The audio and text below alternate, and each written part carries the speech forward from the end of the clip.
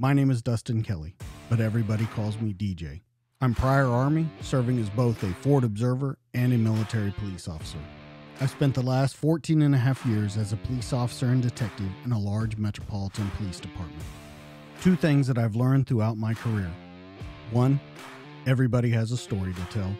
And two, the best stories are true. This is the DTD Podcast.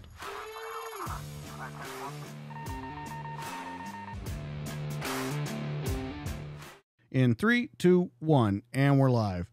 Guys, welcome back into the studio. I've been waiting a while for this one. Him and I have been talking. It's Adam Bardwell, retired Green Beret, nonstandard.org.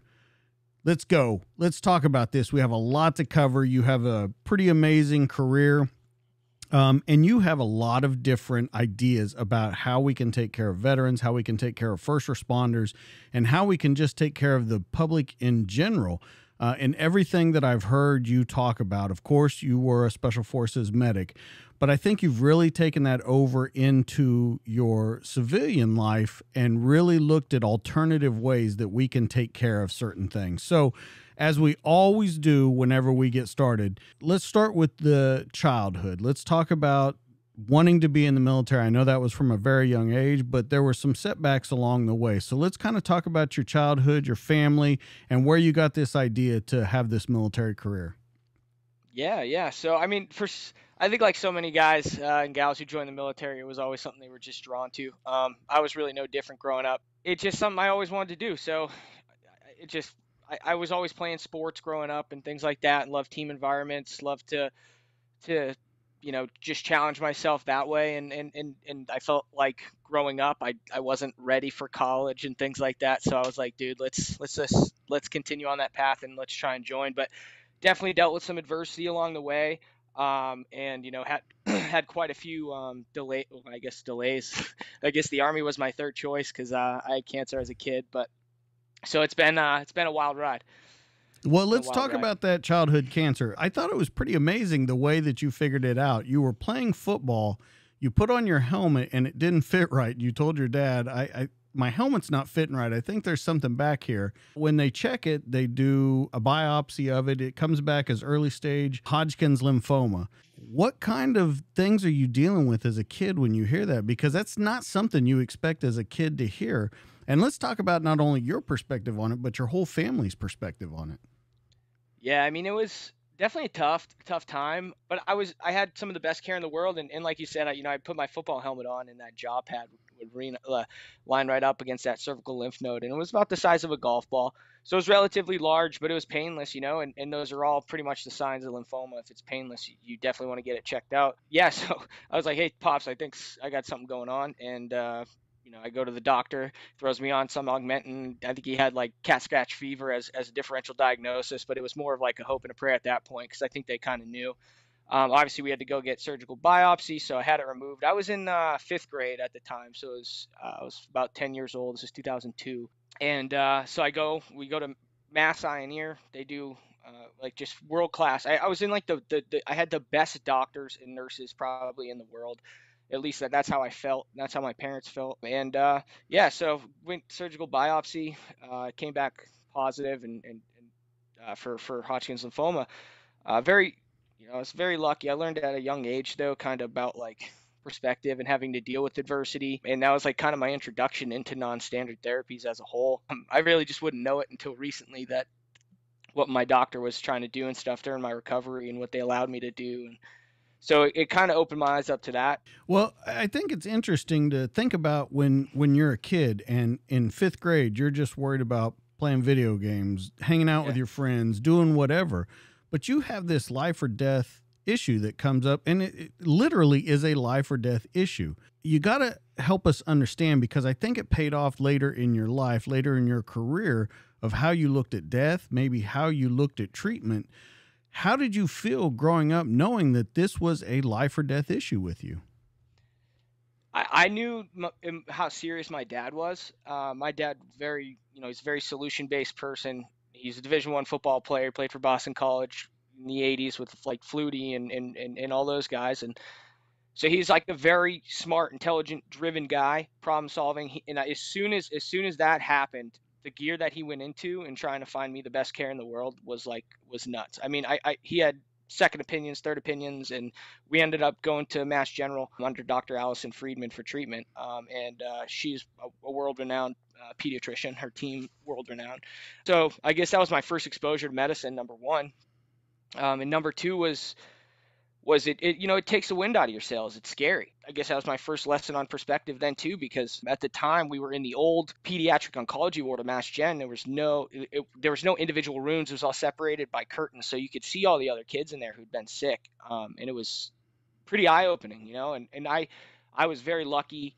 I absolutely had to get chemo, and I still am paying the price for that now. But it is it was eye opening. Because some of the other kids were not as fortunate, and they had late stage horrible cancers. So you see that as a young kid, that changes you. I had to really just accept the fact that I'm a patient. Like, hey, you're gonna get poked and prodded. Like, it's your life now. Quit fighting it. And but yeah, like I said, it was some of the best care in the world. And my dad, my mom, and my whole family was super, super supportive. And the doctors really changed the trajectory of my life. And I just would never really know until a few years down the road how much it actually, how much that hospital means to me and those people over there. So yeah, it was wild times.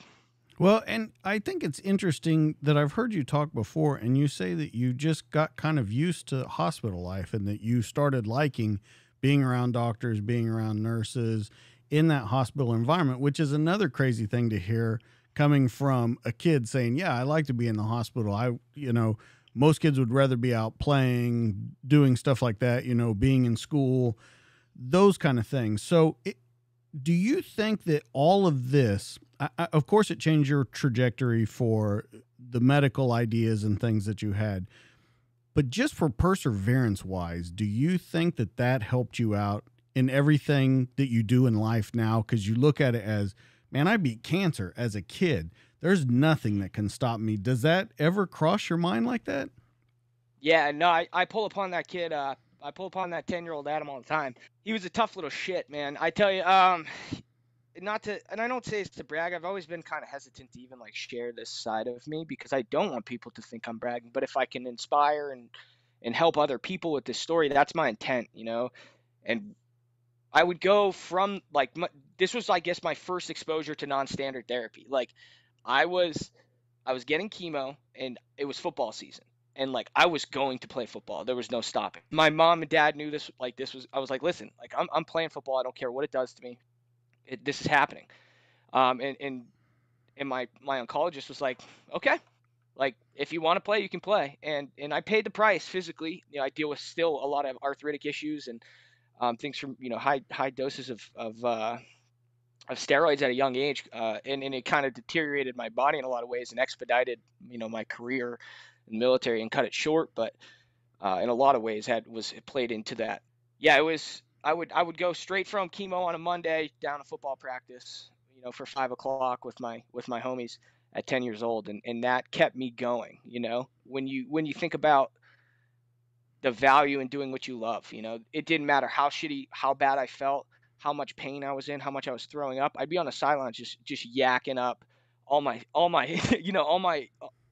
the food, like, well, really no food because I couldn't eat back. Like I had no appetite, but I'd go to football practice and I'd just be on the sideline puking, but I just wanted to be there. It was for the love of the game, and I learned to be resilient. And if you want to do something bad enough, you'll overcome that kind of physical strain. So that's what I did. It was a good time. I wouldn't change that about myself. Don't think I'd be where I am today without those experiences. When you look back on your youth, on your high school years, do you think that you made the correct decision in saying college isn't for me? It is the military. I know that you wanted to be that from a very young age, but when you look back on it now, is there anything that you would have maybe liked to done before you did the military now, or something that you would have liked to experience before you did that maybe would have changed the trajectory again? I don't think I'd want to change the trajectory. Looking back now, I have no regrets on any the path that I took. I think that I mean, I definitely would have liked, I think maybe stayed back in high school to mature another year. That would have been good for me. That's like the only, like, I wouldn't even have said like, hey, I'd rather have gone to college. I think maybe if I just had another year in school, because I was such a bad student, I didn't have the maturity to really be, to apply myself. I didn't care. Like, it's not that I didn't care. I was just not mature enough. I wasn't ready for school. I hated school. I didn't pay attention, and I pay the price.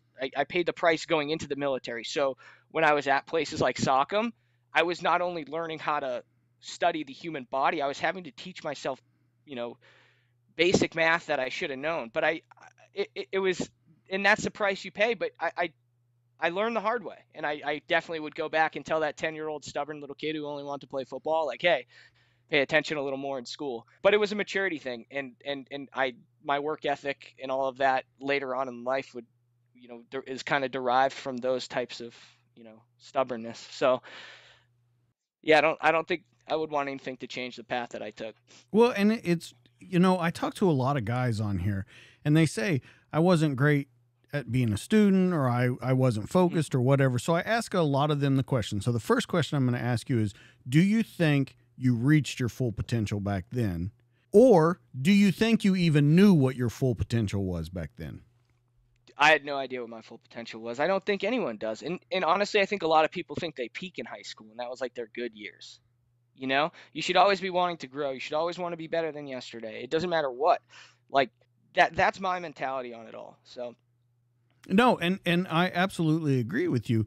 And I think a lot of people, it's interesting to me, though, that they don't do great in school, or they're not great students, and then they go on and they do these extraordinary things. By no means is the Delta course easy. By no means. And so when you say I wasn't a good student, and to pass something like that is absolutely amazing when you think about it. So let's talk about your military career a little bit. When you tried to go in, like you said, it was the third choice. You go to the Marine Corps because you wanted to be recon. They told you, get the hell out of here. The Navy told you pretty much the same thing. When you've wanted to be something for so long, and you hear, because of this thing that set you back at 10 years of age, is it another kick in the stomach? Like, shit, I thought I was done with this. I beat it, and now I'm dealing with it again. Sure. Yeah, I mean, my mom signed me into the Marine Corps when I was 17, and I don't even think I think I waited 8 or 9 months, and I don't even think my waiver ever got looked at. And then at that point, I made the decision to kind of move out, and the Navy they were like, yeah, no, dude, you're not for us, man. You had cancer. Get the hell out of here. So I ended up kind of taking some time, and then took maybe 3 months off. Then I moved into Providence with my sister, and I was kind of doing the in between high school and college, like looking for my next step. And I was really having trouble getting into the military. And I went over to the Army recruiter, and they processed my paperwork in like 4 months, and I shipped. And I couldn't believe it. I was so grateful. When I showed up to basic training, I was like the happiest dude there. It was not healthy. You go through. I just wanted to be on that path, and I wasn't going to let anything stop me. And I've heard you say that it was their loss, and that you've told a couple people, you guys could have had me, but you passed on me. So the Army got me. They did. And here's the interesting thing. So you go in as a Cav Scout. Now, wanting to be recon in the Marines and stuff, I understand the Cav Scout is, you're very recon related and things, but I'm just wondering why it wasn't 11 Bravo. It wasn't something like that you went into. I'm just trying to understand your headspace, because I know you wanted to be there and you did your job the way you were supposed to, but why that path? Dude, I think there might have been dirt bikes in the recruiting video. It was like cheating or something. They just lied. I made a dumb decision. That's something I wish I had done, because I would have done that's one of the other regrets. It wouldn't necessarily done before I joined the military, but I definitely want to win option 40 11 Bravo Ranger for sure. If I could have done it all over again, because 4 years in 4th Infantry Division mechanized unit is not what I thought the Army was going to be. So, I still learned a lot, and there's always something to take away from those experiences. Worked with a lot of good guys as well, a lot of good leaders. And yeah, I mean, it was that's one thing I would change for sure, is a more direct path to special operations.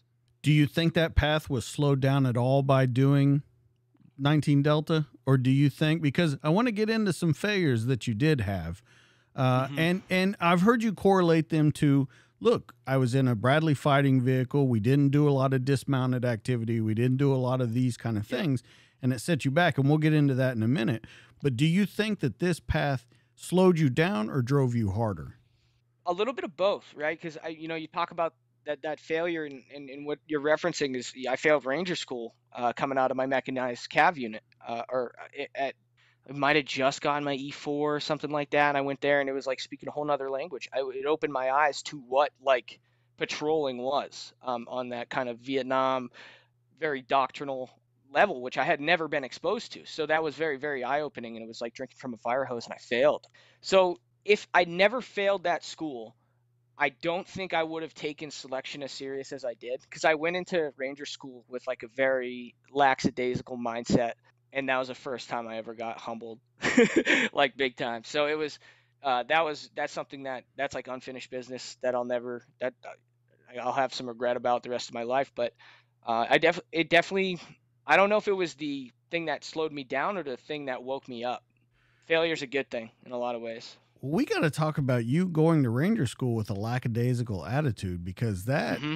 that doesn't make any sense to me at all. I mean, I understand maybe you're not around a lot of Rangers and stuff like that in the job you're in, because I think you've said that there wasn't a lot of tab people around you.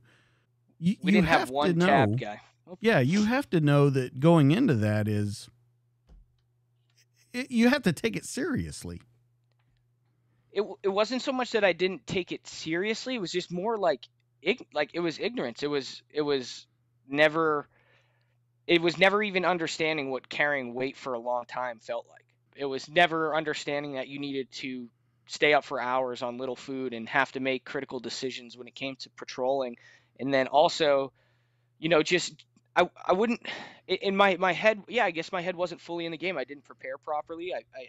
I didn't pre-read. I went to pre-ranger, but it was so much information for me at such a young age, and I just, like I said, I wasn't mature, and I think a lot of that stuff that I lacked in high school kind of trickled over to that, and having to learn how to study and teach myself things. Like I said, I was having to learn a lot at once, and it's not that that's an excuse. It's just that if anyone's preparing for those types of schools, do not go in with that mentality because you will fail, and that happened to me. And that's something like a lessons learned, a hard AAR with myself to never do something with that type of mindset again. And that's why I think it didn't slow me down. I think it accelerated me because I knew, I was like, okay, you did X, Y, or Z wrong here, right? And it's like kind of like in jujitsu, you win or learn, and that's what I did, man. I learned the hard way. Well, you were there for a while. You were 60 days in before you failed out. So can we talk about kind of what happened, what led up to the failure? Sure. Yeah, I double tapped Darby, and there was a multitude of things I would say it fell on my leadership, lack of, simple things. Couldn't we would show up to the X and we'd be short a guy, things like that. Like that's stuff that's gonna get you no good. So I deserve not to have a ranger tab, like at all, dude. I just make fun of me, you know. So that happened one night. I didn't get along with my squad. I was not being a. This is the other lesson learned, right? Like when you're working with people in those environments, you see like majors go straight private when it comes to food. Like they'll fucking steal your food. Like that place is crazy. It's like prison rules. And you see like the worst in people, and I definitely think I learned a lot about working under stress and being tired and working with others. And like I said, like those were things that I had to learn the hard way, and I'm glad I learned them there, not in combat. Well, and I want to talk about that because that's a very small team environment. You would agree, very very small Mhm. unit. Like you ended up working with a lot, but you say you didn't get along with your team there, and we've talked about your immaturity. But do you think there was a cockiness to you? Do you think there was something else that maybe made you shift or not work with that team as well? When you look back on later on, you gelled very well. You got along with a ton of your guys. Was there maybe something to you that just wasn't right? I'd never seen what a right like a combat leader. I had some good leaders in the cab, and I'm not saying I didn't, but I never in that type of environment. I thought it was like you were an asshole. You know what I mean? And that's not the case. And being and working with others in that type of environment is so much more complex than just like telling people what to do. You know, you really have to motivate each individual. You have to understand their needs. And those are things that I didn't understand. It was like, well, I'm the squad leader for this patrol, so you fucking listen. And that's just not a recipe for success. Especially if you lose a guy before you get to the X. Yeah. And the reason I bring that up, it is funny, but it also kind of bites you in the ass, because when you get to the end and they've been listening to you just tell them, do what I'm telling you to do, and then you fuck it up in the end, that can be a very humbling experience, like you said. Now, even more humbling, I think that you talked to a couple guys there that were from the regiment. You talked to a couple special forces guys that were there. Yep. And they said, look, especially the regiment guys said, look, our squad leader sent us here, and he said if we fail, we're going back to regular Army. So that was like a win at all costs for them. Do you think that maybe would have been something that would have driven you a little harder if they said, look, you either do this or this will happen? Maybe so. I don't know. I think that I thought I was going to go there and just walk through it. And that's not the case. And I got a taste of my own medicine, big time. You know, the biggest thing you had was you just had to hang your head kind of in defeat when you go back. That was really the only punishment to it. Nothing else was going to happen to you. For sure. No, I was, just for even going to Ranger School, we didn't have one enlisted Ranger tab. I think we had one guy, and by the time I went to Ranger School, he had already left and gone to selection. And at that time, there was not one enlisted Ranger tab in my entire squadron. Everyone who was tabbed was an officer, a lieutenant above. So it was even just going. But I'd learned so much just from those 60 days to bring back to my unit, and it made me such a better young leader in that having to deal with that and having to hang my head in shame and be like, hey, yeah, Roger, I failed you guys. You guys thought I was going to go there and represent you, and I didn't. And you have to carry that around. I have to carry it around the rest of my life. And that's unfinished business, is something that I'm never going to get another shot at again. So, but I'm glad it happened, for sure. When you get back, can we talk about like the emotions that you're going through, the feelings that you're going through, because you're having to come back to these guys? And I'm sure there were some, because it's in every kind of group that there is out there. There were some people that I fucking told you wouldn't make it. And then there's some people that you just have to eat crow with. Can we talk about coming back? Because you're an E4 at the time? Honestly, I think I'd been in such a bad state. I did everything short of quitting. I tell you, I would have taken a broken leg at that point and just gone home. Come back on your shield or on it, dude. And I didn't give a shit what anyone thought. Like I said, no one really had it really wasn't being done at that time at the type of unit I was in. So everyone was just, I guess, everyone's disappointed, but I didn't have much hate. And that's the other thing with leadership, is understanding that people know when they fuck up. And I did I did. I knew I fucked up. So it's a price I'll pay. And, everyone was supportive. My leadership was supportive. That wasn't such the case when I decided to go to selection. That was a different battle. But I'd say coming back from that failure, I was very, welcomed back, so to speak. Well, let's talk about that. You decide, hey, Ranger School didn't work out. I'll go be Special Forces. So you got to tell us kind of the mind state that you're in, because you have that defeat behind you. You kind of put it behind you and you keep moving forward. What was it that drove you to do this next thing? I really wasn't happy where I was. I had always been chasing that kind of football team environment, and I still hadn't found it. And then I saw a Green Beret, I saw some Green Berets on ATVs when I was driving out to one of the ranges out at Carson. What is it with you and motorcycles? No, this was on Bradley. Bradley. You told me you joined 19 Delta because you saw motorcycles in it. Then you see Green Berets on ATVs. What is it with you and motorcycles? Dude, I grew up on dirt bikes, so maybe it's just a subconscious draw. It's not really hard to lure me into a back alley. You're like, hey man, there's a Yamaha 85 back here, dude. I'll be getting mugged. Yeah, but I was driving out there. I look out the hatch and I'm like, what are, those guys are on quads. I want to do that. And did some research and figured out what it was. And I took my ASVAB. Here's another thing. It wasn't just like, oh, I waltzed over to the recruiter. My dumb ass, because I didn't pay attention in high school, had a crap GT score. So I had to take, I had a 101. So then I took it 2 times while in the military to get it up to a 110. I got it up to a 110. It took me 2 times. And then, but at this time I was evolving as a learner and like I'd learned a lot just in terms of academics and things like that. But that was another piece of that I had to work for really hard because I had a lot of holes at that time. So that's why college wasn't for me. But you can go in the army and come out as a E1 and come out a doctor if you want to.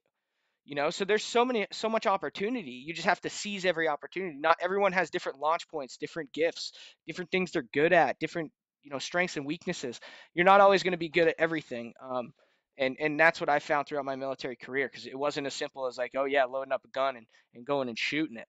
There's a lot of math involved with ballistics and demo and all of those things. So, and of course medicine. All right, so you decide to go to selection. You get accepted, you go.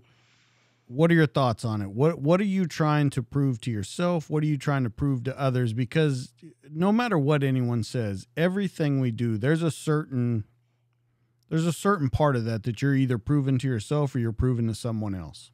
Sure. Yeah, so I think I was 23 at that time. So I went to selection, I was 23, and I showed up there and it was my redemption. I'd prepared this time mentally squared away, like at least ready for it.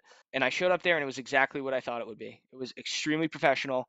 The quality of dudes that were going through was exactly what I like imagined. And I was just like, holy shit, I want to be here. And every single one of those dudes was better than me. They were smarter than me. They were faster than me. They were stronger than me. And that's exactly who I wanted to be around. And that's what selection was, at least the environment there. You go to selection in 2013. You're selected in 2014. You are chosen 18 Bravo. First, I want to ask you, and you kind of touched on it just now, but what's the difference between the Green Beret selection and the Ranger School that was different for you? How did you approach it differently? Yeah, I'd say the big differences are, I'm sure you've heard this a million times. Well, Ranger School is a leadership school. And I agree with that for sure. It's 100. It is absolutely a leadership school. It's very focused on command and control, dissemination of information, and how you are actually able to ignite others. Whereas at selection, it's a little bit more individual until team week. So it's a lot more. It's not as it's more hard skill based than tactics. So it doesn't. You're not going to be out doing patrols. You're actually you're doing individually assessed skills like land navigation, ruck marches, IQ tests, etc. So it's a lot more looking at the individual versus how the individual operates in a team. So it looks at that's the big differences right there. But how did you approach it differently? Because Gotcha. even I know there's a team week, and of course we can get into that. Your leadership style probably changed. But there had to be something else. Of course, you trained up for it a little more this time. But when you're actually in it, what are you doing differently that's getting you through it? I remember taking every day, like every minute, kind of by the minute. In Ranger School, I'd been like, man, I hope, is it day 21 yet? Are we going to mountains? Are we getting pancake? You know what I mean? So like, I was like, nope, I'm here right now. I need to, everything you do is one step closer to getting your Green Beret. And that's the mentality that I had, that because the second I showed up, they lost our luggage. I didn't have luggage for like 4 or 5 days. I was borrowing socks and uniforms from guys. Luckily I had boots and PTs. But so like when I landed and it was about 7 of us that came from Fort Carson, all our luggage was gone. And the instructor said to us, it's your first task. This is your first thing for selection, is get your bags. And I just carried that mentality. It was like what I needed to hear. Kind of put it into context for me, like, oh shit, everything we do here is one step closer. And that's how I took the rest of like my 3 years in the Q course as well. 3 years is a long time to do something. Mm-hmm. At any point, do you ever lose focus? Oh yeah, for sure. I say you lose focus momentarily, and then then when it's game day and it's time to perform, whatever you're doing, it's game day and you're performing. You have to. So if you try to not to lose focus because you know exactly what's at stake. And the thing is, like, if you fail the Q course, you're going needs of the Army. That affects your entire family. That's your livelihood. Like, I was going back to being a 19 Delta if I failed, and that wasn't. I didn't want that. I didn't want that for my family, and I didn't know where we could end up in like Alaska and with like 4 hours of daylight, during the winter. That's not what I wanted to do. I knew if I passed the course, I wasn't going to Alaska, so that was good enough for me. Well, let me ask you then, were you married at the time you went to Ranger School? Yeah, my wife and I, we've been married. We've been married for 12 years. Okay. We got married 20 years old. So she's been with me through everything. Everything. The Okay. failure at Ranger School forever. This entire time. And the reason I asked that was because it's interesting to me that you said, look, it was needs of the Army. And there's that whole thing that we go back to when we're talking about those guys from the regiment. They were like, hey, you either pass this or you're gone. Now that was the fire that was lit under you was, hey, you screw this up, you're doing whatever we tell you to do. Let me clarify too. There's nothing wrong with conventional military. I'm not saying that at all. That's not what I'm just saying I just wanted to continue to grow. And I felt like it would have been a back step for me at that time. So there are still fantastic things within the conventional military. I have nothing against them. That's not what I'm saying at all. So just let me clarify that, because they do so much good work, and I learned so much where I came from, and I wouldn't change that, like I said, for the world. So. All right, so let me pose a question to you, though. If Sure. you don't make it through and you become needs of the Army, do you stay in? Do you finish out your career? I would have tried. Yeah, I at that time I didn't have a deployment. All I wanted to do was deploy. All I wanted to do was go to war. I wasn't going to get out until that happened. Okay. So let's kind of backtrace a little bit. When you say you just wanted a deployment, you just wanted to do that. Mm-hmm. By the time you go to selection, it's 2012, I think we said. 13 you're selected, or was it 13 to 14? 14. January 14 I was selected. Okay. So we're 13 years removed from 9/11. Of course, there's still stuff going on all over the world. Of course, Green Berets are doing stuff all over the world. Mm-hmm. It seems like it would be different for you, though, because like you're diagnosed with cancer the year after 9/11. So that is a distant memory for you. There was a lot bigger fish to fry in your life when all that was happening. And it's got to be different for you. I don't even know, would you say it's a patriotic thing to you that you want to go to war for your country, or how did you approach that? Because you're coming from a whole different era coming into this. Right. Well, I mean, 9/11 was pretty close. I grew up 45 minutes north of Boston. I flew out of that airport. My dad worked in the World Trade Centers. Gillette had an office over there, and he was working with them at the time. And I'll never forget that day. Like that, when those towers got hit, I knew a couple of my classmates, their parents. There were a few of our parents we thought might have been on the plane. It wasn't a good day. So that burned, and I would say that burned in me for a long time.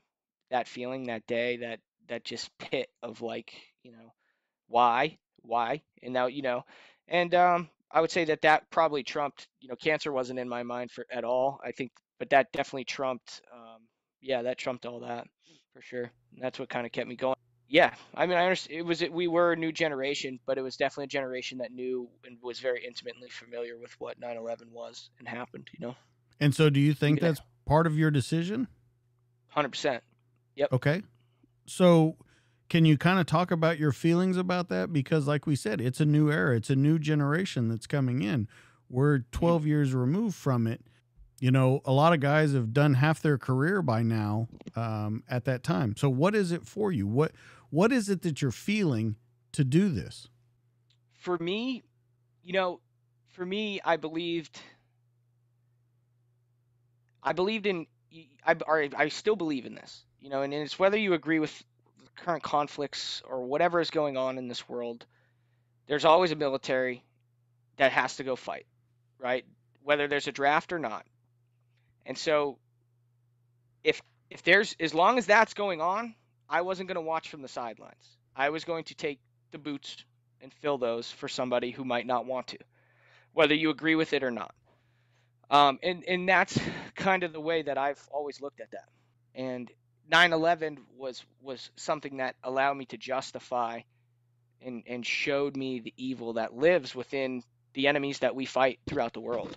And we're not right in all our endeavors. We're not perfect, but that to me holds true. I think that those types of things can happen again if we let off the gas. We got some amazing people on the ground right now doing amazing things all over the world, and it is making a difference and preventing that shit from happening. Now, like, not to go off on a tangent, but you see what's going on in the world, right? We see so many people who seem to be misguided on what they think is right and what is wrong. And that's just, at the end of the day, there are people out here in this world that want to take everything that we have as Americans and as people because of what type of blood we have in our veins, or what type of religion, or what type of we do or don't follow, or whatever. As long as you're on the Western world, they don't want you here. And it doesn't matter if you've marched in a parade for X, Y, or Z in New York City waving X, Y, or Z flag. At the end of the day, when the rubber meets the road, that's who they want. They do not care. So that's what I believe. That's why I joined to fight evil. And that's kind of what all of that meant to me and means to me still. Okay, so let's talk about those other people that you're talking about that don't understand that. I believe that is a growing number that don't understand what's going on in the world. Sure. And I'm talking about it from a military, first responder, any kind of standpoint that you're looking at. People don't understand what is happening. Mm-hmm. And I'm wondering how we get that information out, that true information out about what's going on. I believe part of it is guys like you telling your story, what you've seen, how you can relate it to the world around us. I want to kind of get your thoughts on it too. I think that people live in relative comfort, right? We lose sight of the struggles that many people live with and the reality that they live with every day, right? Like, there's somebody who can't get drinking water right now. We can go walk over to our faucet and fill up a cup. And that is something that American people and other younger generations, however you want to categorize it, don't seem to grasp the value in just the fact that we have running water. And so when we want to go throw stones about things happening in the world that are life or death, when most people have never seen death themselves, I think it's a slippery slope. I think that there's far too much people of affluence in this country who believe that the way things are right now need to end. And the thing is, they just need to get better, right? Like, are we perfect as a country? No. Are every policy and war that we fight, is it just? No. But at the end of the day, I see far too many Americans looking at their phones and treating people like shit than I do holding the door and saying thank you. And that's what needs to change. That's what people are not understanding. And everyone seems to be searching for more and searching for other things outside of the realm of their community that they can affect. And it's all become, we need to be careful with this divisive shit we're on right now, because we're going to tear ourselves apart. And I don't want to go off on too big of a soapbox or anything like that, but that's definitely my 2 cents on the matter. Do you think that your outlook from when you joined the military till while you were going through everything that you went through till now has changed? Do you think your outlook has changed at all? 100%. Mm-hmm. Okay, so let's talk about it in a couple different levels. Let's talk about your outlook on humanity before, during, and now after. I think my outlook on humanity is not so much that it's changed, more so that it's become more understood. When you can empathize with an ISIS fighter because you understand that that's the cards that were dealt to him, and that's it. Whether he wanted it or not, he was going to end up in that position at that age, at that moment in time, and there's not a fucking thing he could do about it because the guys with green goggles are coming in and they're taking him. And because he's made some bad decisions, because he had to. But at the same time understand what's necessary in order to stop that shit from continuing, and accepting that fact as well. But hey, being able to like time out and look at somebody in the eye and be like, I'm sorry if you, like I truly empathize with you, and that sucks. But at the same time, like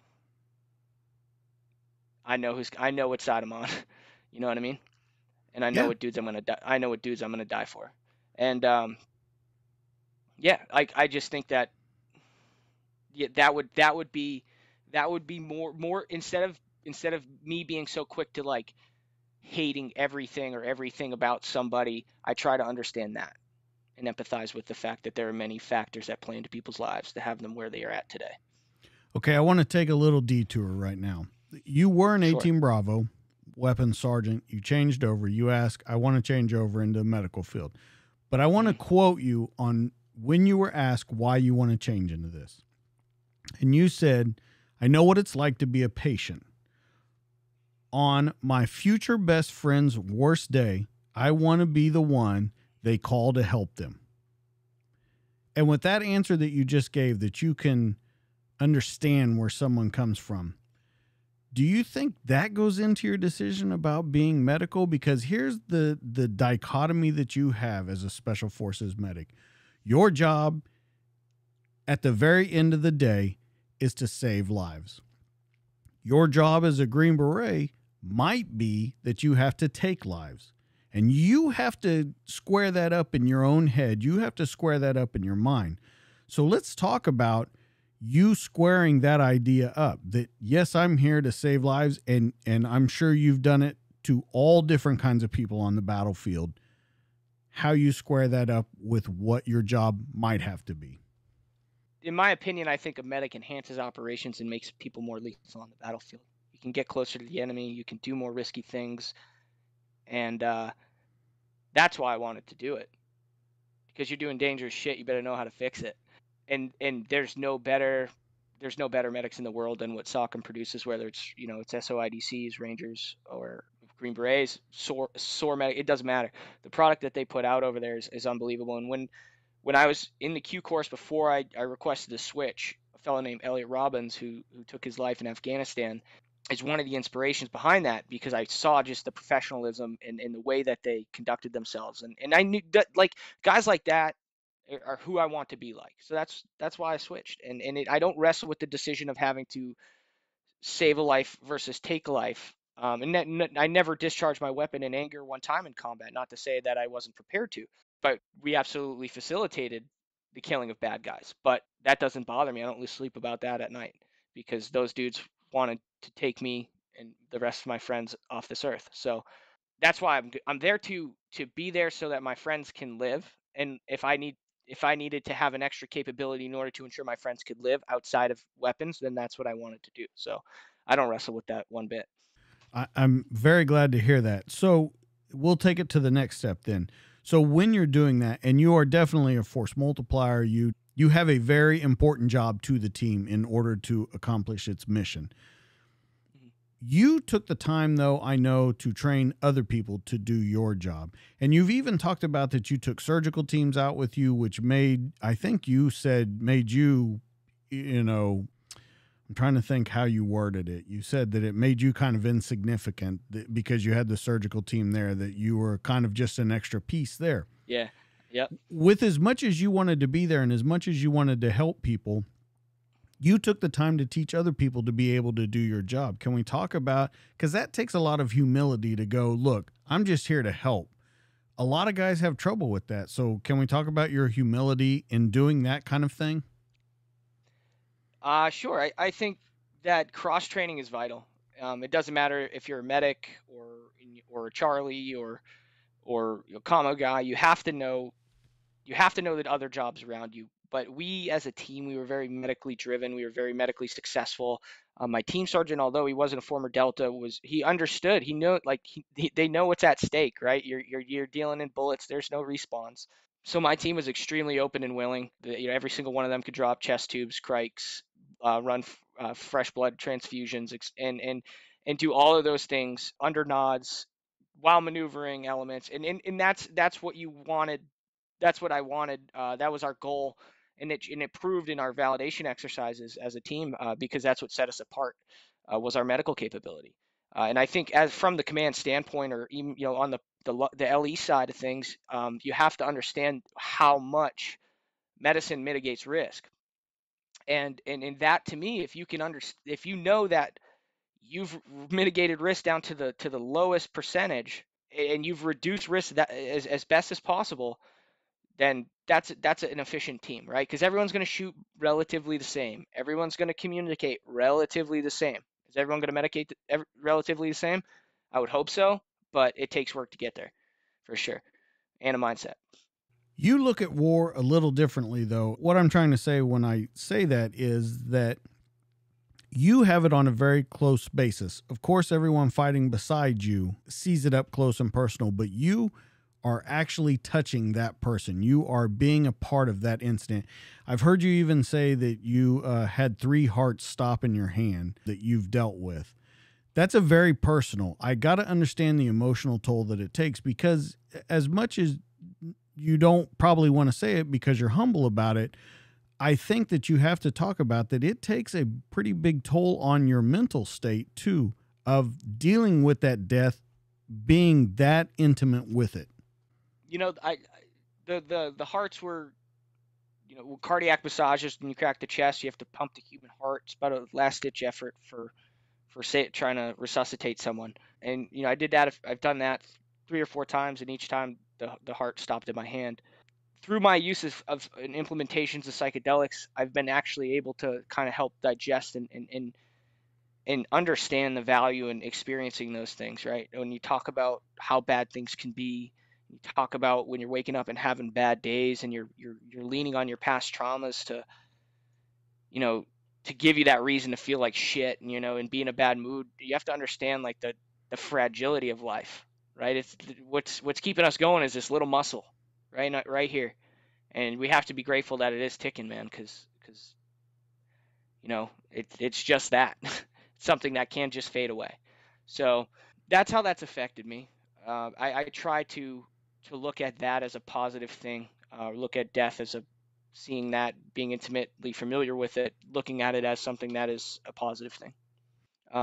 In terms of using it as a grounding mechanism to deal with seeing those types of things. Do you think that you look at death different now than you did before the job that you did? Yeah, absolutely. Can we talk a little more about that? How you look at it differently now? I think it's one of those things that it plays into the kind of issues that we have as a modern day society, right? Like, we don't value life as much as we should, because it is fragile, it's delicate, it's beautiful, but there is so much that we take, that we allow to ruin our lives and what we're doing in the current moment. And while we are up and moving and able to do what we're doing, and not seizing the opportunities that are in front of us, I'd say that seeing it has just made me want to be more positive. Not that I am like, I still deal with this shit. I don't have it all figured out, and healing and seeing these types of things, and I'm sure it's not the last that I'll see of death. So it's really about that. With everything that you've seen, we'll talk about 2 different areas. You've worked in Syria and in Africa in your operations. I want to talk about the differences in the 2, because I think there's a distinct difference in the operations that you're doing, the kind of care that you're giving, and even like long-term care where you're sitting on patients and things like that. Can we talk about the differences between the 2 areas of operations and how you kind of learned your job would kind of change up for it? Yeah, a lot of that is based in prep and understanding what worst case scenario looks like, and then backwards planning and training based on that. And honestly, Syria and Africa, we had very similar considerations. We just had different assets. And my training mission in Africa wasn't anything crazy serious, but you're still dealing with automobile accidents. Those are most likely what's going to cause an issue, and it's very likely because it's like the Wild West driving out there. That's why we had to be so cross trained. That's why guys had to understand fresh whole blood transfusions and things like that. Because if the resources that you have on the ground, which are very little in places like Africa and in Syria, which I don't want to go too much into what that looks like. But bottom line is evacuation times are long. You have to know what that looks like to sit on a patient. So we did quite a few prolonged field care exercises leading up during that time for our Africa prep, and it was extremely valuable. And I think that's what, because as a growing team, as a young team, at that time we were kind of handed like here's your little mission for Africa. You guys need to do some growing, and that's what we did.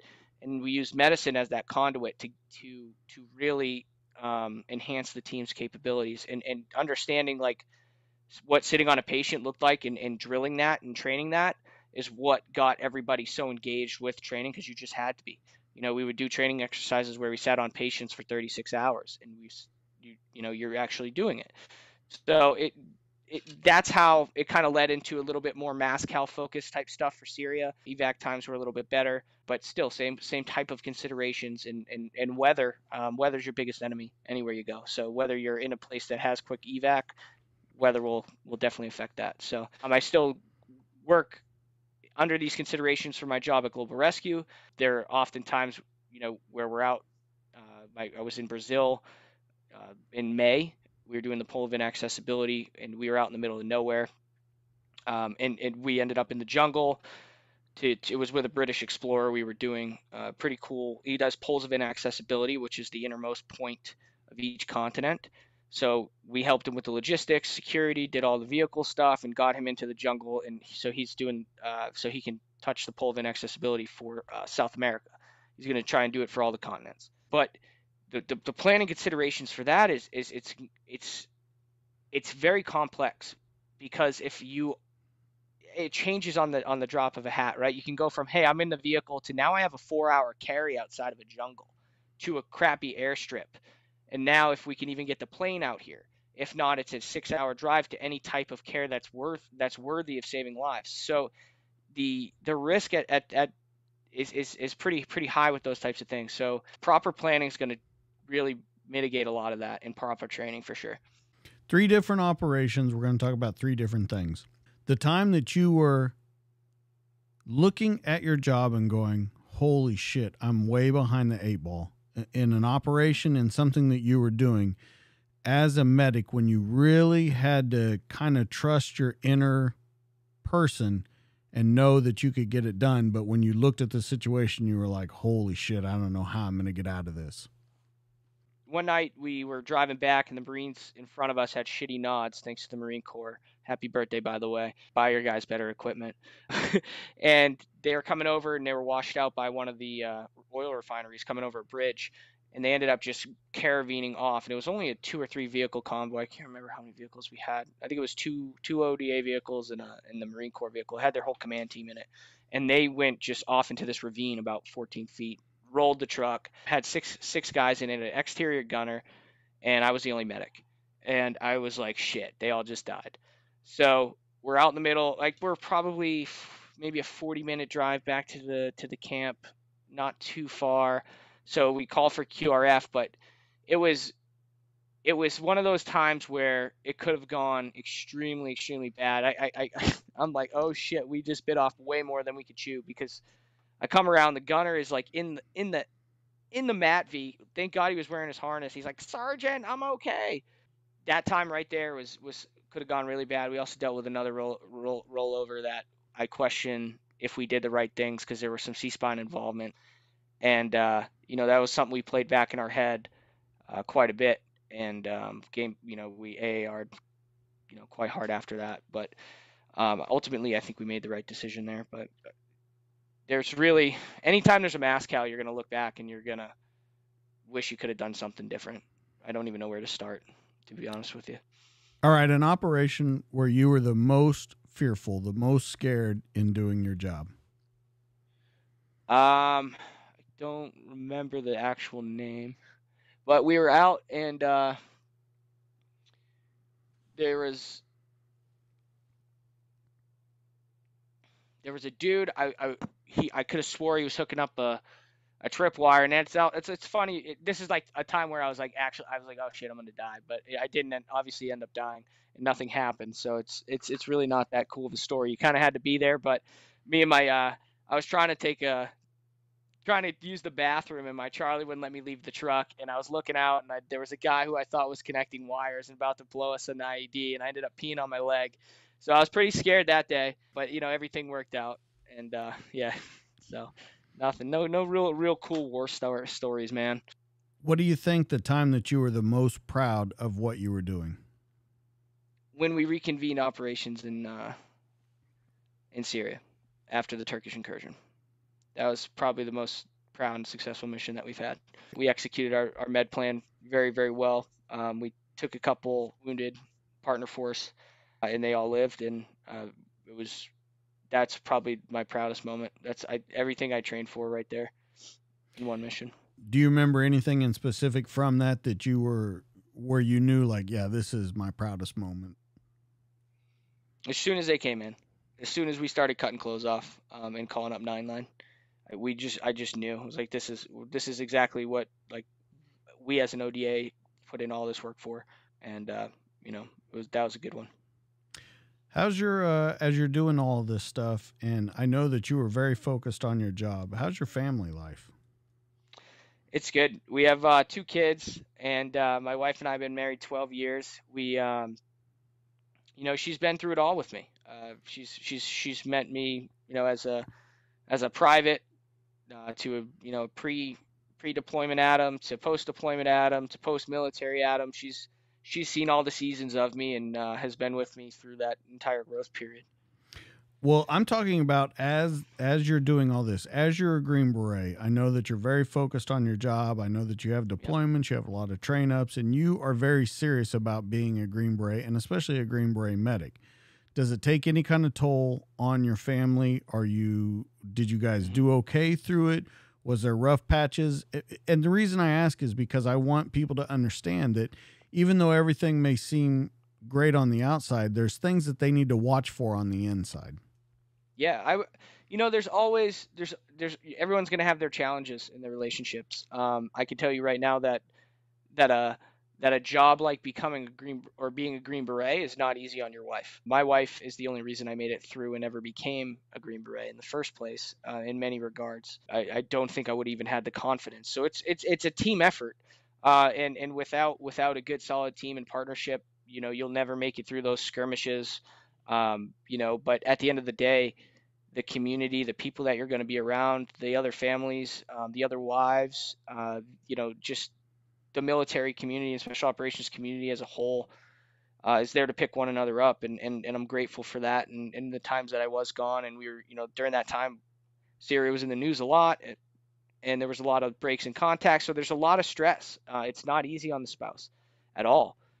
Yeah, it takes extreme work to be successful as a couple in the special operations world, and I'm proud to say that we've made it through it, and we will, it's crazy. Do you think it's easier now than back then? Do you think it's easier to be married, to be a family, than when you were in the military?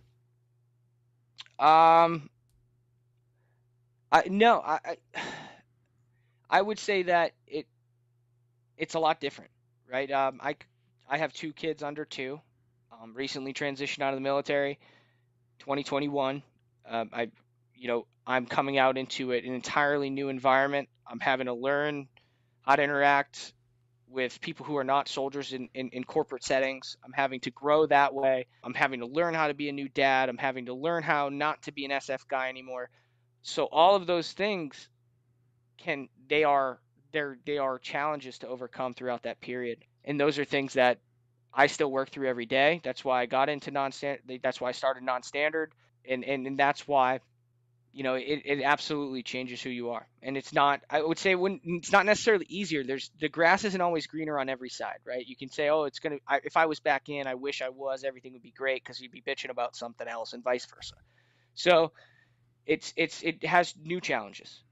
Something to do with my wife was used to me leaving for long periods of time so she can get in a rhythm. And I come home and I'm like a tornado, dude. I leave everything everywhere. And I don't have a deployment coming up for 6 months. So she's not going to get a break from me. So she's stuck, she's stuck with me. And that's something that are things you never think about having to work into a relationship after the fact during that transmission period.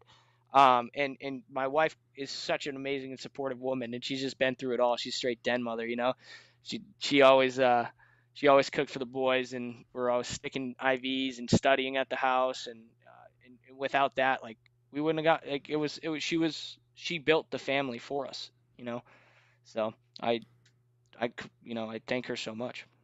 Let's talk about your transition. You just spoke about it a little bit with everything that you had to learn. Rough transition or easy transition for you? I would say rough. Okay. It was difficult for me.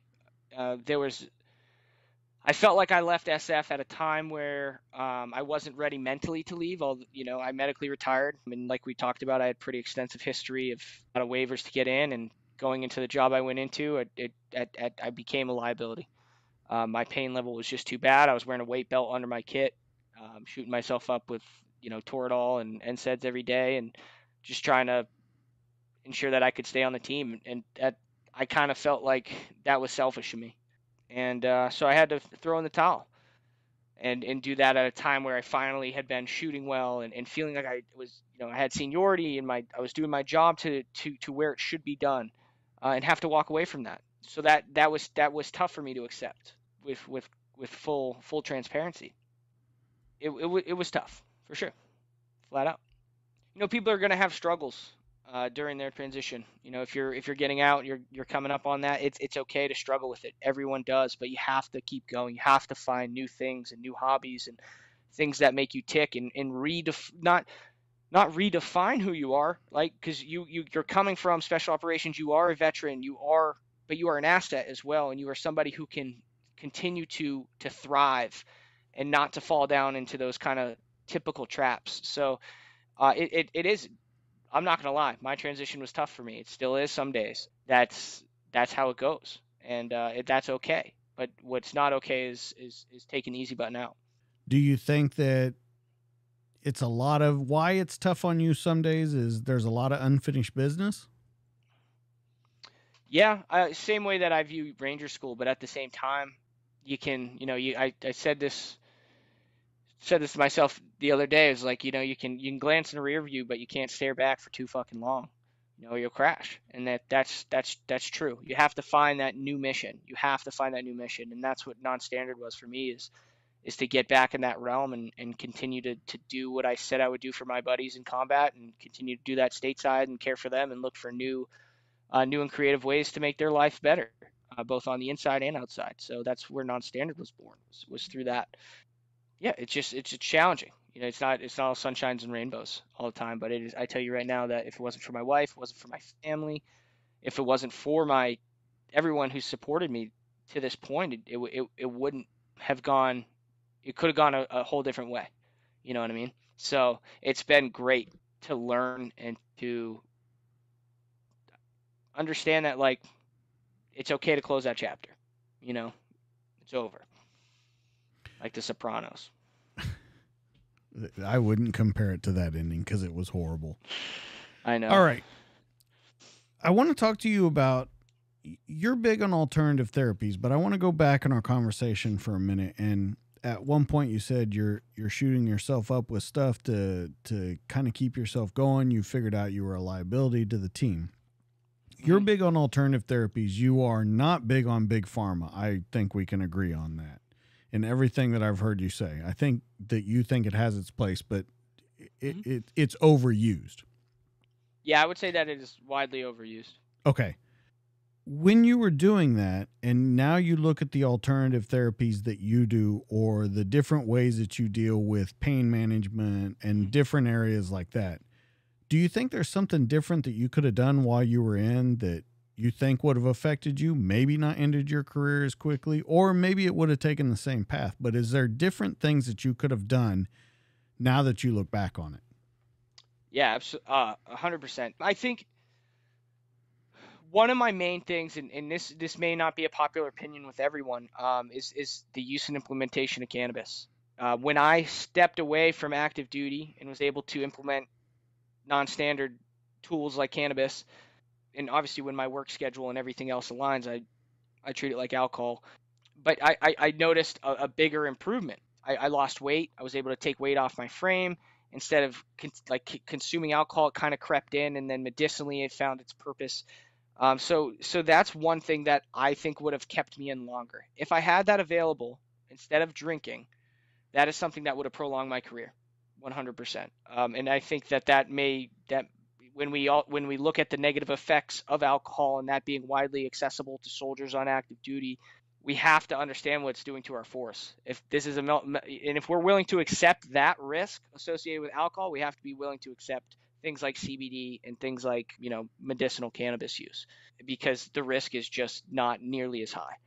What it's done for me in terms of pain control and sleep alone has been drastic. Let me play devil's advocate for a minute. Sure. When you say alcohol is widely accessible, and you're saying a thing like CBD or cannabis be brought into it, there's a huge risk of the exact same kind of abuse. I think we can agree on that. So where I struggle with this argument, and I want to talk to you about it because I know that you are big at implementing it. I see you're just switching one. I don't know if I would say addiction. You're changing one vice for another. And I'm trying to understand where it becomes better, where we say this is bad, but this is good. So if you look at what alcohol does to the body, it's purely recreational. We know that there are medicinal benefits of cannabis, 100%. Talk about systemic anti-inflammatory effects, which is chronic pain and overuse injuries plague the soft community, plague the veteran community. So when guys are going and drinking, they're getting inflamed. They're killing their gut biome. They are degrading their capability as soldiers. They're showing up dehydrated, depressed, and hungover to PT. And that's okay, right? As a force, culturally, we look at that as it being okay. Now, whether you're using cannabis recreationally or medicinally, you're still going to get some sort of systemic benefit from that by way of anti-inflammatory effects, as well as sleep benefits, which we know guys are on Ambien. They can't sleep. So what do? They either take Ambien or they self-medicate with alcohol. That's a vicious cycle, and it continues to dump fuel onto the fire. So now we're injecting copious amounts of alcohol. It's culturally acceptable, yet things that actually have medicinal use, whether it's CBD or recreational cannabis, adult use, whatever you want to call it, or medical cannabis, we know that those things actually can help things like TBI.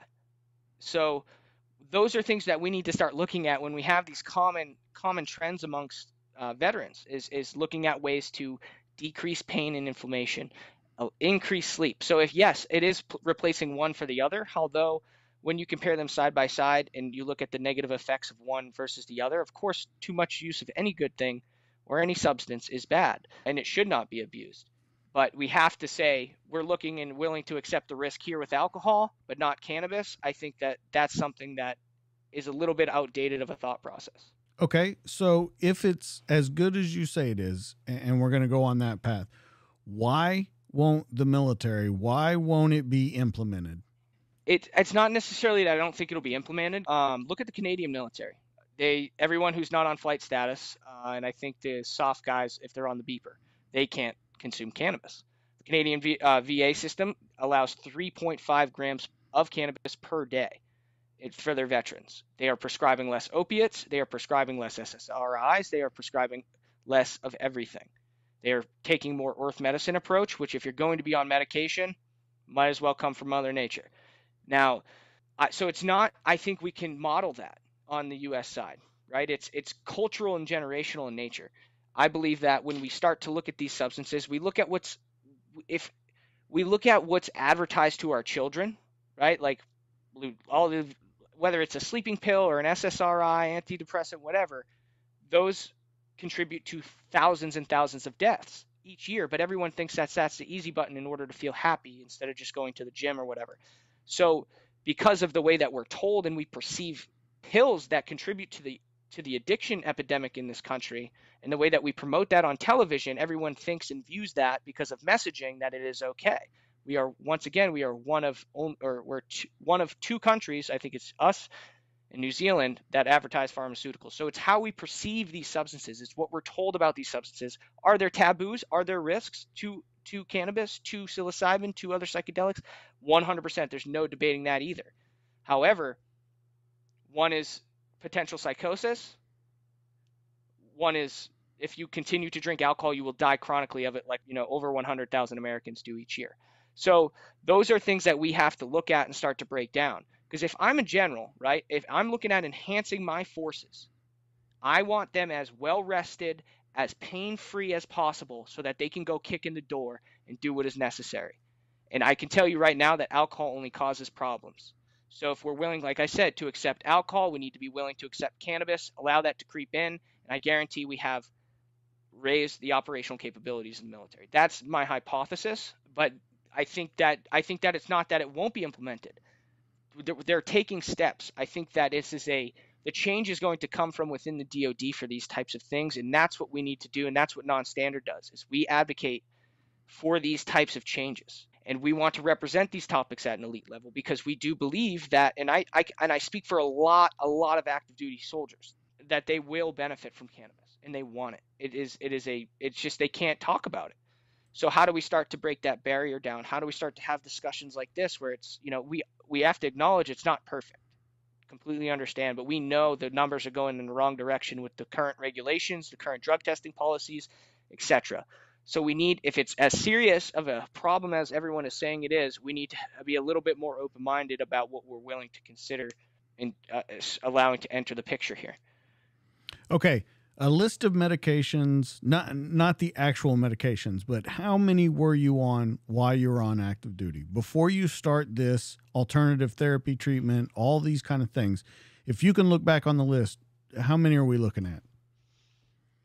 I was on, I think, 4 or 5 medications. I refused SSRIs the entire time, although it was offered to me. But I knew the risks. A lot of, it's pretty standard procedures. A lot of gabapentin being handed out, a lot of other harmful medications and things like that. But I understood, being a medic, what that means, and that's where I really saw kind of the potential for pill factories that the VA is. Are we still on any kind of medication? Or are we strictly alternative therapy? We are strictly alternative therapy. Okay. Yep, and I'll take an NSAID every now and again. Okay. Yeah, so I'm strictly ice baths. Cannabis, like I said, when I'm not at work, and and as well as yoga, jujitsu, to fill the heart, soul, and remain limber and competitive. So yeah, those are what's a bit more of a sustainable approach for me. All right, so there's a lot of different therapies that are out there right now. Ketamine treatments are out there. The stellate ganglion block is out there. Art therapy. I had a guy on. Art therapy. Yeah. I had a guy on last week that was big on art therapy. There's music therapy. There's light therapy. There's all these different kinds of things. Yes, they are coming into the fray, and people are starting to use them. They are becoming more of a primary, but we're still a long ways away from it. And I can tell you, especially in the law enforcement community, we're a long ways away from alternative therapies, even as like stellate ganglion block and things like that. And I say stellate ganglion block because I think that we can agree that of all of the alternative therapies, that's going to be the most common ground that we can use, that it's not a Schedule I drug. It's not anything like that. I think we can agree on that. But it's not being used. Alternative therapies are not being used. What is it going to take to get us these therapies, and what do you think that they can do for people as a whole? What it's going to take is for veterans standing up and saying what they want. If you look at Benson's Strategy Group, they're part of the Veteran Mental Health Leadership Coalition alongside the Navy SEAL Foundation. We are a part of that. Heroic Hearts, Adam Bardwell is the founder. But they're doing a ton of great legislation or work in regards to the Emerging Therapies Act and getting psilocybin and ibogaine reduced down to a Schedule 2 so that it can be researched for addiction and PTSD. So with that said, Benson Strategy Group did a survey surveying 1,000 Americans through, the Democrat, Republican, and Independent side of things. And it was in regards to cannabis, psilocybin, ketamine, ibogaine, ayahuasca, music therapy, art therapy, equine therapy, and I think one other, which I cannot remember off the top of my head. In any case, what the data said, and specifically speaking about psychedelic therapies and cannabis, is widespread bipartisan support, well above 50%, even on the Republican side, for cannabis. And so this is in support for veteran use and implementation of non-standard therapies for veterans, and how the public views that. So what that says to me is the public's looking for individuals like me and my organization, Nonstandard, and guys at Harvard who are doing fantastic work with psychedelics, guys like Nick Ige who are representing these things extremely well, people like Jesse Gould and Adam Marr who are doing amazing things advocating for these. And it is widely supported across the political spectrum, and veterans are going to be the ones to get it across the finish line. It's just that simple. So it's going to take veterans standing up. It's going to take the DoD changing course, understanding which ways that they can improve quality of life. Just the same way I look at it like this, right? When we look at what the DoD has done in terms of evolving medicine, whether it's fresh whole blood transfusions, that's not something that's done. Not at point of injury. It wasn't until Ranger Low Titer program. And they stood that up because why? The mission demanded it. Now medics are looking at doing REBOAs. They're looking at doing, they're doing amputations. If it wasn't, the tourniquet would probably still not even be looked at if it wasn't for the global war on terrorism in terms of EMS having that on ambulances, because the military pushed that. Why? Because the mission required it. Right now, the mission requires us to have a strong and healthy force. So we, as the DoD, need to consider the same way that we have considered pushing the limits with traditional medicine, right? Fresh whole blood transfusions, etc., with psychedelics and with human technology, like in the implementation of cannabis and psychedelics and things like that, and understanding, or not even necessarily implementing them, but advocating for them to be researched immediately as a mental health emergency. That's what we need the DoD to stand up and say.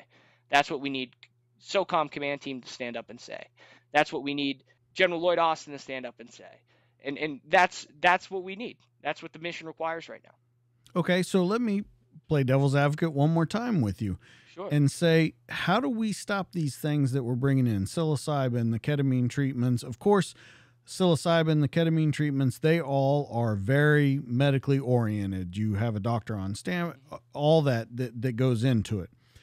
But I go back to the cannabis and things like that. How do we stop that just becoming another alcohol? Because that's really, coming from my background, that's what I see, is it turning into just an alcohol or a crutch that I think could be heavily abused if not watched very closely, or education is not brought into it.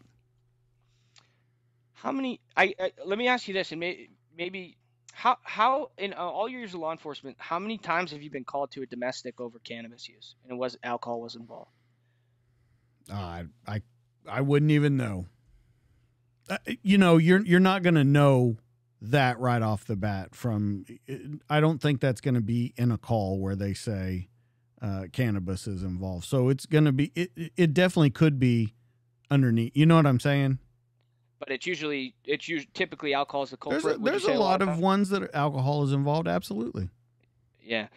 That it goes back to risk calculus and understanding, because if you're going to give a veteran a pill bottle with 120 Oxycontins in there, if his kid gets in that bottle and he eats that, he dies. Absolutely. If my kid gets into it and eats, eats some lettuce, nothing happens. The same weight, same milligrams, nothing happens. So it's all about how we view these substances, one becoming the other, because these prescription medications have already become the next alcohol and they're killing people as well. Okay. So if that's how we have to look at it, that's my, and if we know, that's my whole purview on it is just understanding that if it does become the next alcohol, it's probably a better problem than alcohol itself. Okay. All right, let's talk about some of your other therapies. I'm really interested in your ice bath therapy. You have really pushed this one, and you're doing things where you're going to get out 100 ice barrels out to veterans. Let's talk about how you came into ice barrel therapy, ice baths, and then what you're trying to do with nonstandard.org. Yeah, so nonstandard.org, our mission is to solve complex problems with constructive and positive solutions for veterans, DoD, and the greater good by connecting them with nonstandard therapies. And what nonstandard therapies are anything that's positive and constructive that adds value to or that enhances a veteran's quality of life, right? So we're looking at things, like I said, that are a bit more sustainable, typically non-pharmaceuticals or an alternative to traditional pharmaceuticals. So we advocate for those, we endorse and promote those, and we are looking for new ways to capture the impact of all of them. Right now, we're focusing on cold water immersion, and that has been absolutely amazing to me. It changed and turned around the low points of my transition. I was dealing with a lot of pain, and I still do, but I had so many benefits coming from it in terms of the chronic pain, and then it kind of crept in with better mental health benefits. Starting my day in less pain led to me feeling better, and it just kind of snowballed into what Nonstandard's doing now, which is we're doing an actionable awareness campaign where we've pledged to provide 100 veterans with cold plunges. Today we just ordered our 34th cold plunge, and so they're getting out to our manifestees. The response has been great. We're now getting into I just published our survey. It's on our website right now. We just soft launched that. So now we're getting into collecting the impact of that and some preliminary steps to hopefully get something funded for research in capturing the impact that cold water immersion is having within the veteran community. And I could tell you, like, the guys that are giving it, they're giving it their honest shots, are reporting amazing things. People cutting back on alcohol, it just makes them feel like healthier, and they don't want to wake up hungover and do an ice bath, and now they're drinking less, or they're cutting back on certain medications. They're finding that they're not needing to take as many painkillers or NSAIDs or whatever, what have you. So it's been pretty beautiful. It feels cool to make an impact like that and to try and inspire. And I think cold plunging, because of how Instagrammable it is, gets kind of a hard look from some, is kind of quack, but it is awesome. It is extremely valuable. I think every veteran should have access to these, and that's hopefully the end game, is to increase access to these from the VA and DoD side of things. So once again, we go to the question of how do we get this to become mainstream? How do we get the VA to, instead of giving, as you call it, a brown paper bag, people leave in the VA, how do they leave with cold immersion therapy? How do they leave with a barrel or a tank to do it in? You saying, like, what would the ideal plan look like? Yeah. How do we get the VA, because they're not doing that yet. I mean, they're approaching it, but how do we get that to happen in military and law enforcement? How do we get that therapy out there? Yeah. So right now, that's what we're trying to lead the charge on. I'm trying to get some big names behind this. We're trying to increase awareness about this, to show that it is making an impact, and then hopefully we can free up some funding within the DoD to get them. They're about, if we were able to get a wholesale count through the VAs, I don't know like how this would work, but we could just have them ordered right to people's doorsteps. Their chiller unit and a non-wholesale chiller unit and tub is about $3,000. That's extremely doable, and it can change people's lives, and that's what we need. That's what we need, is high impact, low risk therapies. And to me, cold water is a no-brainer, and it's something I really think we can make like I said, make an impact. Have you ever thought about the numbers of, you just said it's $3,000 for a chiller unit and a tank? Compare that to the prescriptions that are being given out at the VA. I haven't gone down that road yet. That's a great point, and I'm gonna, after this, I'm gonna go ahead and look that up. But I assume that it's probably similar in price. If not, we spend a lot more money on prescription medications than just a $3,000 single-use ice bath purchase would be. I know that we've talked a little bit about how it made you feel, it started your day better and stuff. Someone that isn't quite, maybe they're on the fence, or they're thinking about it, but they're like, nah, not for me. How do you talk that person into it? Because I've heard a lot of people say, like, I'm not doing that. It's time consuming, it's this, it's that. How do you sell that point to them?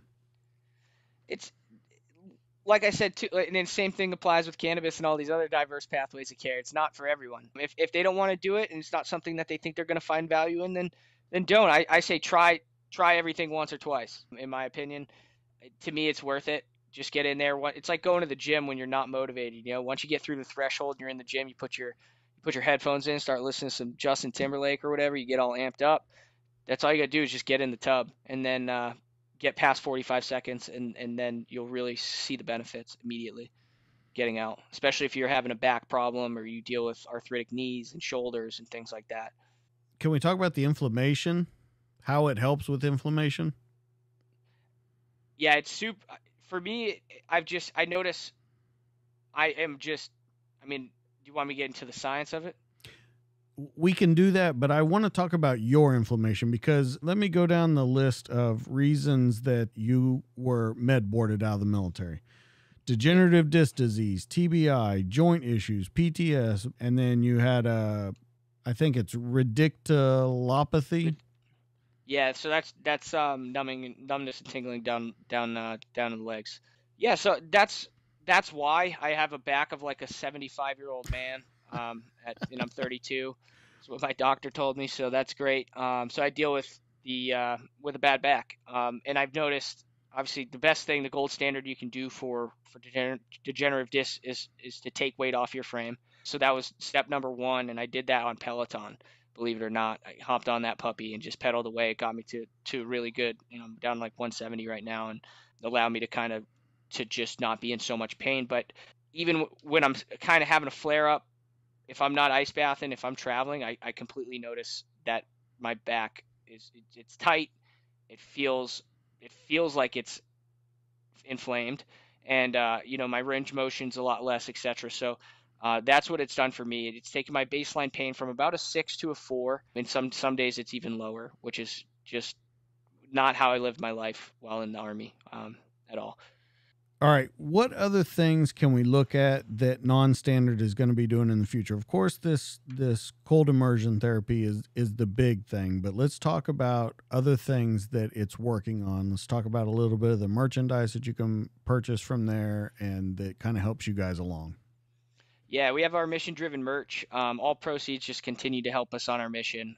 It continues to help spread awareness, and really, what we want to do is to continue to do is advocate for diverse pathways of care.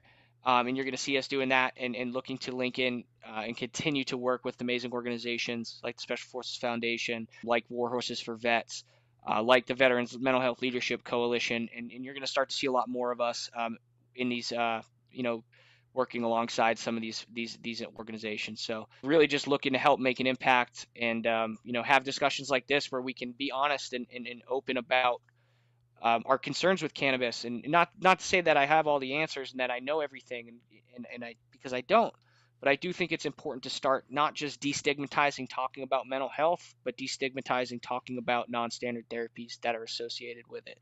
Well, I think that's my favorite thing about you is you do talk about all these alternative therapies, ones that are concerning, I would say, to people in the general public. And you approach it as I don't know all the answers. And I think that's probably my favorite thing about you when you talk about these things, because it makes it very approachable for people to talk to you about it. I think it's something that we're missing in society as a whole is it's either this way or that way. There's no middle ground. There's no, well, I could learn this and go to that. So I appreciate it very much about what you're doing out there and the therapies that you're trying to get out there. Let's talk a little bit about the mental health and the suicide epidemic that we're seeing, how it relates to these alternative therapies, and kind of what we're looking at for the future in order to bring these numbers down, because they're astronomical and they're growing by the year, not only in the military community, but in the law enforcement and the first responder community. Yeah.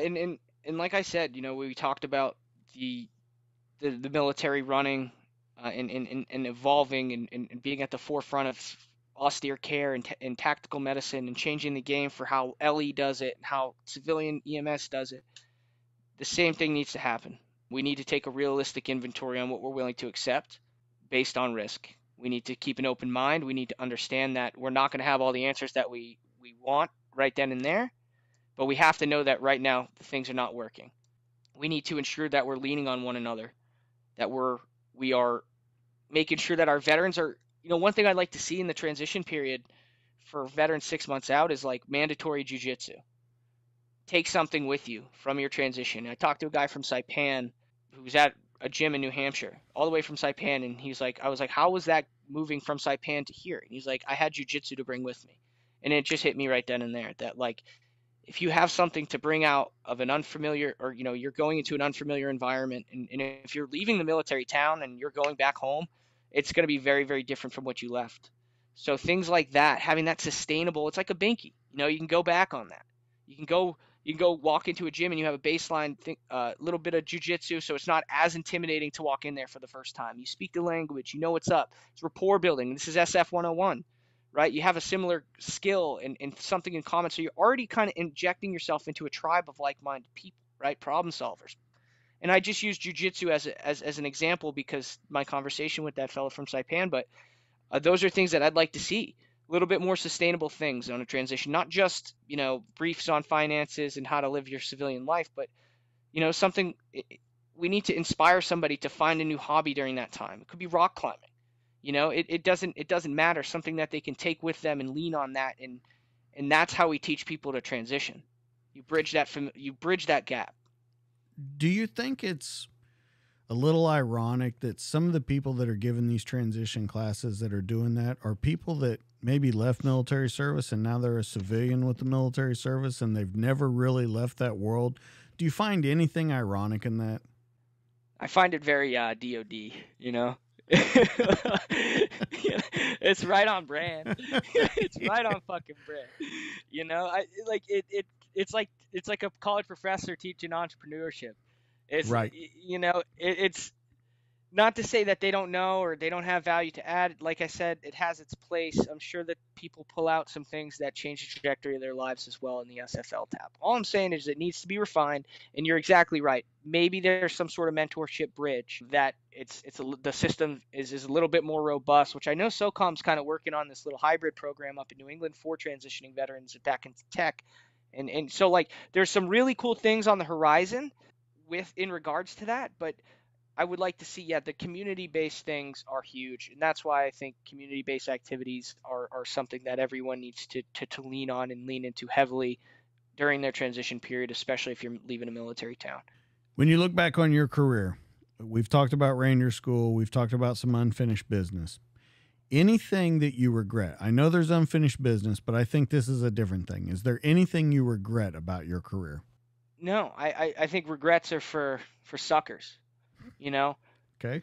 That seems right on brand with you. I like that. Yeah. I think that, like I said, I wouldn't change a thing. Every single person that I met along the way has contributed to where I am today and with who I'm with. I met my wife through a friend I went to basic training with at Cav Scout training. I never would have met my wife had I never became a Cav Scout Win 11 char. I wouldn't have. So I wouldn't change a thing. Okay. No regrets. Okay. When you look back on your career, was it all worth it? And would you do every single thing the exact same again? 100%. I'd do it over and over and over again, to walk the halls with people like people you've had on this podcast, guys like Chuck Ritter, right? Like dudes like Trevor Beeman, like guys just to even like know and interact and walk the halls with giants like that.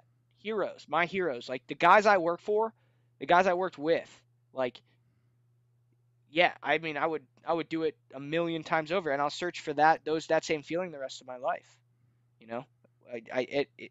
Yeah, hell yeah, I'd do it over and over and over and over again. Give me a new spine, like Mike Tyson, let's go. Spinal. Yeah, spinal. All right. Let's talk about where everyone can find you, where everyone can help out Nonstandard, and where they can look into a little further, because I think everyone needs to look into it, these alternative therapies. If they're hurting and what they're doing is not changing it, you need to look for something new. So let's talk about where people can find you, whether that be social media, websites, wherever, and then where they can look into kind of alternative therapies and stuff. Yeah, so our website's nonstandard.org. You can find us at Nonstandard Vets on Instagram. We're on LinkedIn. I do a lot more personal posting on my LinkedIn, just Adam Bardwell. There's a bunch of resources out there and little like mom and pop nonprofits that are doing amazing work. If you're having trouble and you're interested in non-standard therapies, you can reach out to me on any of those platforms. We'll try and connect you as best as possible, whether it's psychedelic resources, whether it's adventure therapy, action sports therapy, combat sports therapy, it doesn't matter. We have a pretty good database, good connections with people, and we can absolutely help connect you with somebody if we can't help you directly. Yeah, you can donate right on our website, nonstandard.org. It's right there. Or and I'm super accessible and I'm pretty responsive. So reach out to me on any of the platforms. I'm happy to chat. Let's talk about your lives that you do with cold immersion therapy, because you do those. I think that's actually where you and I came across each other, was during one of yours. Yeah. So I do a live from the tub every now and again on a Sunday. We're gonna do another one coming up, but I tell you right now, DJ, it is like 30 degrees out and it is so cold. So it's been 2-minute ice baths of just like pure praying. It is so cold, but yeah, we'll be doing a live soon. But I do lives, updates, and interact and kind of, a lot of people ask questions and I try to help them out. And if you have questions about cold water immersion, I'll do my best to help you out as well. So you're up to 2 minutes, because I was going to ask you, what time are we up to by now? So if I have booties on, I'll go 5 to 6. But right now the water's so cold, I gotta throw my booties on. So I'm at about 2.5 minutes max. Well, toes can't hack it, but it's booty season. It's snowing out right now, so. Well, it just got a little bit cold here. We're still going back and forth between 70s, 80s, and 60s, and so it's not as bad here. Adam, I'm so glad that you came on, man. I'm so happy with all the work that you're doing, and if anything, you guys have some of the most awesome designs out there on your stuff, just to get people in your gear, your hats, your shirts, all that kind of stuff. It's so awesome. The ice baths that you're doing live to show people this is what it's like. Everything that you're doing to help out this community is much appreciated by everyone that's taken a part. And I'm so honored that you came on the show. Guys, now that you know where you can find Adam, let's talk about where you can find me. As always, you can find me on Instagram, the DTD_podcast. You can find me on Facebook at the DTD Podcast, and you can find me on YouTube, where all these conversations, they're in video form. But your one-stop shop, it's dtdpodcast.net. It's got audio, it's got video, it's got pictures that Adam sent to me. You can look at his career, you can look at everything that he's doing now, plus all the links that you need to get in touch with Adam or to help out with nonstandard.org. Now that you know where you can find me, let's talk about the people that make this show happen. Mac Belts and Police Coffee. Let's start out with Mac Belts. We all know that nothing stands up to wear and tear like a good leather belt. If you're looking for the toughest leather belt on earth, then you've come to the right place. Mac Belts. They're handcrafted in the USA by veterans who are serious about their craft. And if you're looking for a belt that's tough enough for your active lifestyle and helps support those who've given so much to our country, look no further than Mac Belts. It's the toughest belt on earth. Everyone knows my buddy Mac Alexander over there runs it. He's a retired Navy SEAL, and he makes the baddest fucking belts on the planet. They are absolutely fantastic. I wear one every single day. If you go over to macbelts.com, they have a huge supply of everything that you could think. Dress belts, wear belts for the range, whatever you need for your lifestyle, Mac Belts will take care of it and make you look damn good while they're doing it. Now let's talk coffee. You know, Police Coffee is an officer-owned business, and it's dedicated to crafting the finest coffees and blends, and they're shipped as soon as they're made to provide you with the freshest coffee available. Each batch is roasted fresh by people who know what it means to stay vigilant, and their specialty coffees do not waste one drop when flavor is concerned. Their coffee's some of the best you'll find, and it also serves an important cause. They give back to my community. 50% of their profits go towards helping family members of police officers who fell in the line of duty. And if you want to talk about flavor, they got tons of it. Pumpkin spice season, it's going on right now. So if you want that, they got it. They got it in bean. They got it in ground. They got it any way you need it. But let's talk about my favorite, One Ranger. It's the newest flavored coffee that you're sure to love. It's flavorful, medium-bodied coffee with a smooth and sweet pecan flavor. It's rich, it's sweet, nutty, buttery. All of it cuts right through coffee's natural acidity to give you a smooth and satisfying coffee experience. So head over to policecoffee.com. Like I said, beans, ground, K-cups, cups to drink out of, dog treats, anything that you'll need to enjoy your coffee. And if you enter DJK10, you get 10% off your order. Guys, make sure you help these guys out because they make the show happen. MacBelts.com and policecoffee.com. That's it for this week. That's Adam. I'm DJ. We're out of here. Catch us on the next one. See ya.